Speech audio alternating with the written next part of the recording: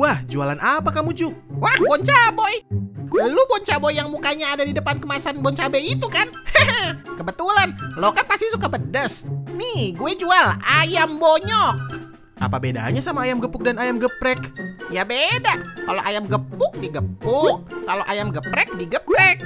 Nah, kalau ayam ini nih gue suruh nyopet terus digebuk warga, nah jadi deh ayam bonyok. Hah? Sepedas apa emang ayamnya, Juk? Wah, gue mah pede banget. Naga aja nih, kalau makan ayam ini langsung minum air sedanau. Wah, lebay. Sini gue cobain. Ah, pedasnya hoax. Coba gue tambahin bon cabai level 15. Lo juga coba ya, Juk?